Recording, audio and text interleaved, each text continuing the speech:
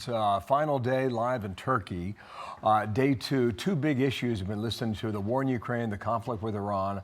Major developments on both unfolding as we come to air, Dana, here. Number one, on Ukraine, he called the NATO meeting great. He said that several times in the last 30 minutes. On Iran, he says we're going to hit him again hard tonight. This after numerous strikes reported last night. So that's where we begin. Good morning, everybody. Live in New York.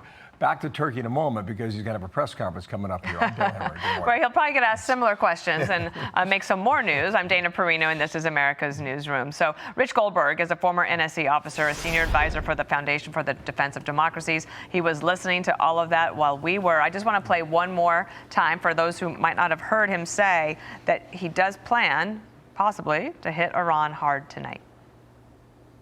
They are behaving very badly, as they have for 47 years.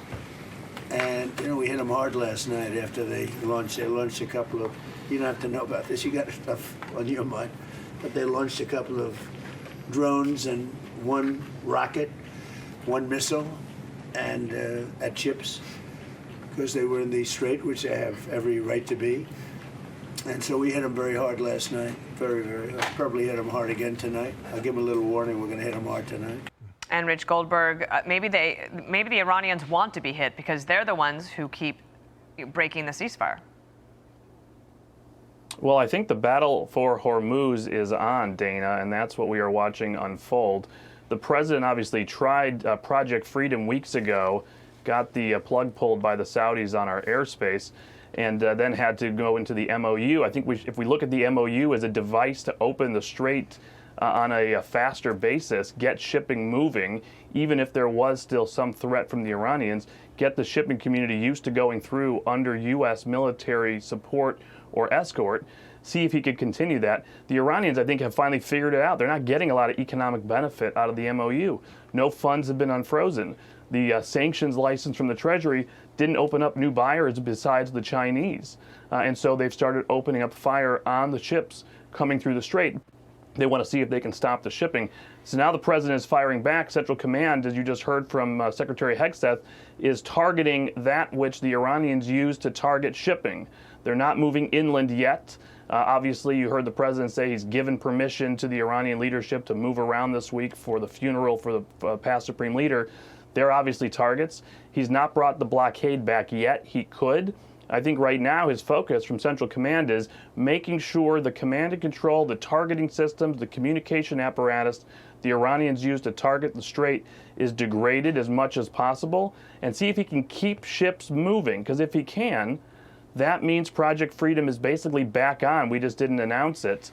And the MOU was a ruse almost, as it turned out to be, to get shipping moving, and then use our military to degrade their power to control the strait. Rich, he also mentioned with regard to Ukraine, allowing them to have the technology to build Patriot missiles, some of which I understand are built in Poland and Germany right now. And we'll see whether or not that moves forward. Come back to your point about the blockade in the Strait of Hormuz. Would you support that? And if so, what would be the end result of that? Because it was on, and then it was off, and that's a huge strain on the U.S. Navy, among other things. It is a strain, but remember, we haven't sort of abandoned post. The Navy is still in place, and from all of my sources, I think they can probably last several more months without hitting some training problems of needing to come back home. And so I think that the blockade option is there for the president. Here's the big picture here. Why did he go into the MOU? Obviously, we had the pressure in the oil market. We had a pressure on inventories. We needed to get the flow moving. All the oil that had built up inside the Persian Gulf has now gone out to market with more on the way. And so the president doesn't want to sort of turn around and say, hey, I brought oil prices down to the 60s, now into the low 70s. I want to see them go back up to $100. I highly doubt that's his motivation here. And so there's going to be, I think, a lot of tactical decisions and an iterative process along the way. If the Iranians say, hey, we're done, we're not firing, we concede the fact that you're able to continue moving through the strait, we don't have to bring the sanctions waiver back. We could make money go into escrow accounts, but he doesn't have to bring back the blockade. If he feels like the Iranians really can't respond and that the U.S. military can keep shipping moving, and in fact shipping does keep moving, then he could bring the blockade back, and then really it's checkmate on the regime. Rich Goldberg, thank you for listening to all of that with us and analyzing as we finish up that press conference and get ready for another.